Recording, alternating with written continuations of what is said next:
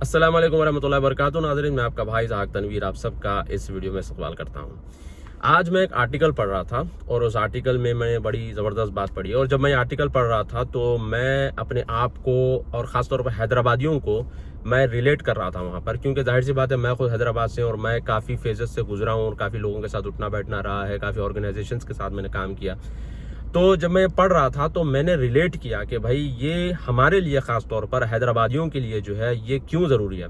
हो सकता है कि भाई सेम सिचुएशन है, सेम सिनेरियो जो है पाकिस्तान में भी हो या फिर दूसरे इलाकों में भी, इंडिया के जहाँ पे मुसलमान अक्सरियत में रहते हैं वहाँ पर भी सेम सिचुएशन हो, मगर ये चीज़ जो है पढ़कर आपको समझना बहुत ज़रूरी है। हार्वर्ड बिजनेस रिव्यू वेबसाइट पर HBR पर आपको ये आर्टिकल मिलेगा स्कॉट गर्बर का। ये बड़ा अच्छा आर्टिकल है, आप ज़रूर पढ़िए। स्कॉट गर्बर का HBR वेबसाइट पर यह आर्टिकल है। इसमें इसने ये बताया है कि आपका जो दोस्तों का सर्कल है या फिर आपका जो नेटवर्क है ये लिमिटेड होना चाहिए और लिमिटेड लोगों का होना चाहिए। ज़्यादा लोग इसके अंदर नहीं होने चाहिए, बल्कि हम ये समझते हैं कि भाई जितने ज़्यादा लोगों से हम मिलते हैं, जितने ज़्यादा लोगों से हम इंटरेक्शन करते हैं, जितने ज़्यादा लोगों के साथ हम जो है ना आना जाना रहता है तो फिर हमारे लिए वो बेहतर है। हम यही समझते हैं कि हमारी प्रोफेशनल लाइफ में या फिर हमारी जो पर्सनल लाइफ में ज़्यादा लोगों का इन्वॉल्वमेंट या ज़्यादा लोगों का आना जाना या ज़्यादा लोगों के साथ ताल्लुकात बनाना ये हमारे लिए फ़ायदेमंद है।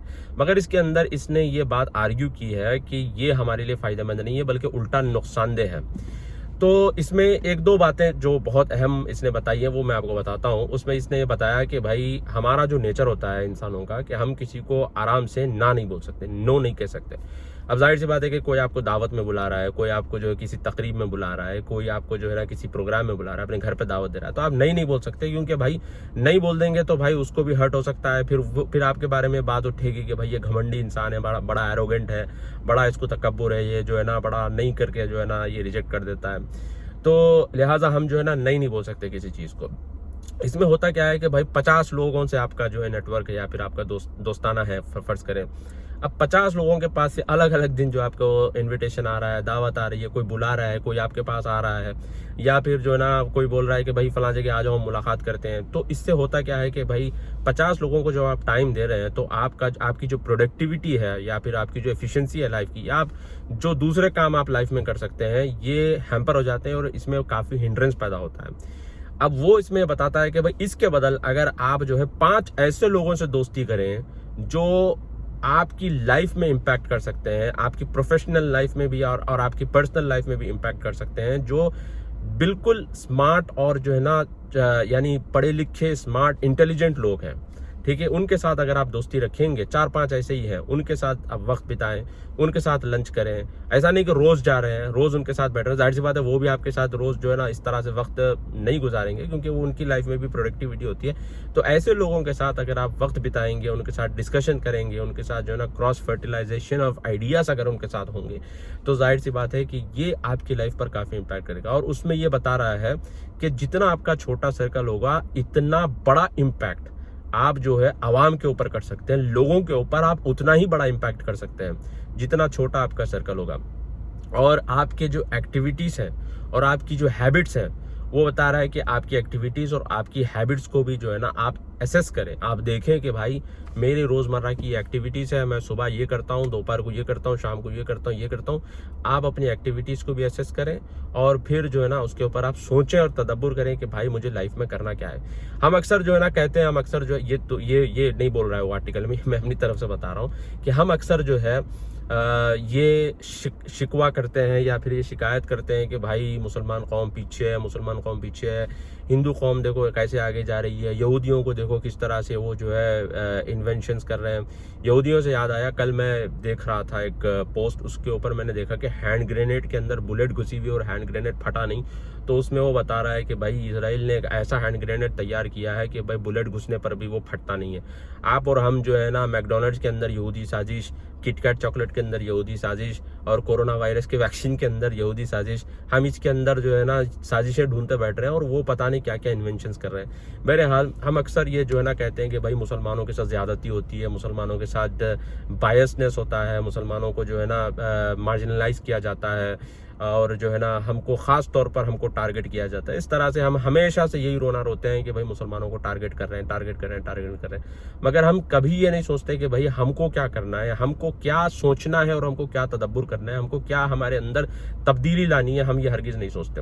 मैं पिछले वीडियो में भी मैंने मिसाल दी थी कि आप हमारे मुसलमान एरियाज़ में चले जाइए, रात के वक्त ख़ास तौर पे मगरिब इशा के बाद ऐसे जगह चलते रहते हैं और ऐसी दावतें, ऐसे प्रोग्राम्स, भाई साहब वहाँ पे छोटे बच्चे अपनी महफिल में अलग मसरूफ़ हैं, बड़े हजरात जो है ना, बड़े जो 40 के ऊपर जो लोग होते हैं उनकी घरों के बाहर कुर्सियाँ उर्सियाँ डालकर वो जो है ना चाय पर चर्चे करते रहते हैं कि भाई फ़लस्तीन का मसला, बाबरी मस्जिद का मसला और अफ़गानिस्तान का मसला, वो हो बड़े बड़े मसले वहाँ पे वो जो है ना तय करते हैं कि भाई पॉलिटिक्स कैसे चलानी चाहिए, मोहम्मद बिन सलमान को सऊदी अरब कैसा चलाना चाहिए, सारे डिस्कशंस जो है ना वहाँ पे चलते रहते हैं। फिर वो नौजवानों का ग्रुप अलग होता है वहाँ पर, फिर वो जानू मानू का जो है ना वो डिस्कशन चलता रहता है फ़ोनों के ऊपर, फिर वो अंदर घरों में जो है ना अलग वो टीवी सीरियल्स अलग चलते रहते हैं, फिर लड़कियों का अलग ग्रुप चलता रहता है। ये हमारा माहौल बना हुआ है, ना लाइफ में कोई फोकस है, ना लाइफ में कोई प्रोडक्टिविटी है, ना कोई एफिशिएंसी है, कुछ भी नहीं है कि भाई जहाँ ज़मीन दिखी कब्जा करो, प्लॉटिंग करो, बेचो, पैसा बनाओ,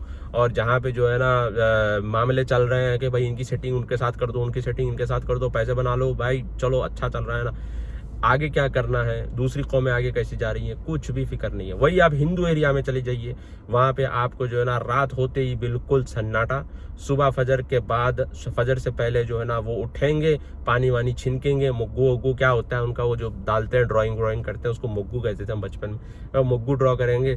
फिर उसके बाद जो है ना उनकी लड़कियाँ उनके लड़के जो है ना तैयार व्यार होकर कॉलेजों को बस पकड़ते हुए निकल जाएंगे। तो ये जो है ना उनके पास है, हमारे पास नहीं है। हमारे पास हमारी सुबह होती है 4 बजे, हमारी सुबह होती है 12 साढ़े 12 बजे, और फिर रात भर दोस्तों के साथ या ये दावत वो दावत। और हिंदुओं में बताया आपको दावतें दोपहर में होती हैं, दोपहर के टाइम पे उनकी दावतें होती हैं। तो मैं बता रहा हूँ बात यहाँ पर कि किस तरह से वो लोग फोकस है। मेरे यूके में बहुत सारे दोस्त हैं, बड़े बड़े पोजीशंस पे अल्हम्दुलिल्लाह। मैं उनसे पूछता हूँ कि भाई यहूदियों से कभी आपने इंटरेक्शन किया है? वो लोग यही बताते हैं कि यहूदी कौम जो है ना बड़ी फोकस होती है, मतलब उनके पास फोकस है कि उनको क्या करना है, 2022 के अंदर क्या करना है, 23 के अंदर क्या करना है, 24 के अंदर क्या करना है, 25 के अंदर। बच्चे के अंदर फोकस है कि भाई 25 में क्या करना है। भाई बच्चे में ये फोकस है। उनके जो बड़े बड़े मिनिस्टर लोग हैं, बड़े लोग हैं, उनके पास तो अलग फोकस है कि भाई 50 साल के बाद क्या करना है, 20 साल के बाद क्या करना है, 30 साल के बाद क्या करना है। हमारे पास भाई वो फोकस का तो छोड़ो, हमारे मोहल्लों में पानी आ जाए तो पानी कहाँ से एग्जिट होना है इसकी भी फिक्र हमको नहीं है, इसकी भी प्लानिंग तक हमको नहीं है। तो आप क्या उम्मीद कर सकते हैं कि भाई ये कौम कहाँ जाएगी। तो मैं कौम को टारगेट नहीं कर रहा हूँ, मैं उसी कौम से हूँ, मैं खुद मुसलमान हूँ, उसी कौम से हूँ, मगर मुझे भी ये फिक्र है कि भाई हमको तब्दीली की ज़रूरत है, हमारी सोच में तब्दीली की ज़रूरत है, हमारे एक्टिविटीज़ में तब्दीली की ज़रूरत है, हमारे लाइफस्टाइल में तब्दीली की ज़रूरत है। बहरहाल ये आर्टिकल पढ़ते हुए मैं अपने आप को भी और अपनी सोसाइटी को रिलेट कर रहा था, क्योंकि मेरा भी ऐसा ही एक जो है टाइम गुजरा है, और मैं कभी वीकेंड पे घर पे नहीं रहता था। यहाँ प्रोग्राम, वहाँ प्रोग्राम, यहाँ किसी ने बुला लिया लेक्चर के लिए, वहाँ दावत, यहाँ कुछ वहाँ कुछ। तो हर सैटरडे संडे मैं जब तक इंडिया में था काफ़ी इंगेज रहता था।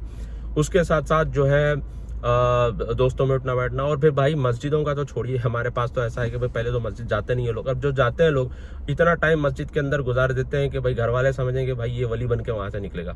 सुबह फजर की नमाज को जाते हैं, नाश्ता चाय करके दोस्तों के साथ वापस आते हैं। जुम्मे की नमाज को जाएंगे, भाई वो जो ठहरती है, ओहो बड़े बड़े मसले वहाँ पे डिस्कस होते हैं, कौन क्या कर रहा है क्या नहीं कर रहा है। फिर उसके बाद भाई असर की नमाज पढ़ के घर को वापस आते हैं। अगर आपको काम धंधा नहीं है, वेले बैठे हुए, तो भाई मस्जिद में जाके बैठ जाएंगे, जोहर असर के बाद, फिर सीधा मगरिब के बाद आएंगे। अच्छा चलो भाई इबादत कर रहे हैं, कोई जिक्र अस्कार में लगे, ऐसी बात भी नहीं है, बल्कि वो टीटी ठाटा, वो बातें, वो चर्चे, वो डिस्कशंस। तो भाई ये चीज़ें छोड़ने की ज़रूरत है।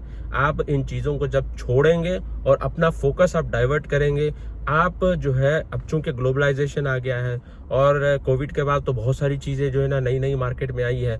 तो देखिए भाई, कोई अच्छा सा सर्टिफिकेशन करिए, कोई अगर आपने बैचलर्स किया है तो मास्टर्स के ऊपर फोकस करिए। अगर आप जो है, ये हम कर सकते हैं अपने तौर पर, क्या कर सकते हैं, अपनी प्रोडक्टिविटी कैसे बढ़ा सकते हैं, आपको ये चीज़ सोचना है। और फिर आखिर में स्कॉट गर्बर ने एक बड़ी अच्छी बात कही। उसने कहा कि जब आप 5 ऐसे इफेक्टिव लोगों से ताल्लुकात बनाएंगे, दोस्ती करेंगे, फिर उनके भी 5 ऐसे जो है ना इफेक्टिव लोग रहेंगे, तो ये इनर सर्कल आपका जो रहेगा, फिर उनके जो इनर सर्कल्स रहेंगे, ये सब जो है मास्टरमाइंड्स एक जगह जब मिलेंगे आकर, तो फिर आप काफ़ी इन्फ्लुएंशियल काम दुनिया में कर सकते हैं। और भाई हम दुनिया में जो है ना ये शानू मानू जानू मानू करने के लिए नहीं आए हैं, ना ही हम दुनिया के अंदर ये मामले करने, ज़मीन कब्जा करके प्लॉटिंग करने के लिए नहीं आए हैं। हम दुनिया के अंदर आए हैं एक बड़ा इम्पैक्ट करने के लिए। और ये इम्पैक्ट कैसे हो सकता है? जब आप अपने आप को तब्दील करेंगे, अपना तालीमी मियार बढ़ाएंगे, अपना रिसर्च का मियार बढ़ाएंगे, अपना जो इकोनॉमी का मियार है, जो अपनी माशी मियार है, इसको बढ़ाएंगे। अब भाई आप ये कहेंगे कि भाई अल्हम्दुलिल्लाह हम तो अच्छा खासा कमाते हैं, हमारे पास पैसा वैसा भी अच्छा है। भाई ये वक्तिया है, और लॉन्ग इम्पैक्ट वही पैसा कर सकता है, वही चीज़ कर सकती है जो आप एक लॉन्ग जो है आप तालीम और तरबियत के अंदर जब ये चीज़ को आप इन्वेस्ट करते हैं। बहरहाल चंद बातें मेरे जहन में थी तो मैंने सोचा आप लोगों से मैं शेयर करूं। उम्मीद है आप लोगों को पसंद आई है। मैं आपका भाई ज़ाहिद तनवीर। अस्सलाम वालेकुम रहमतुल्लाहि व बरकातुहू।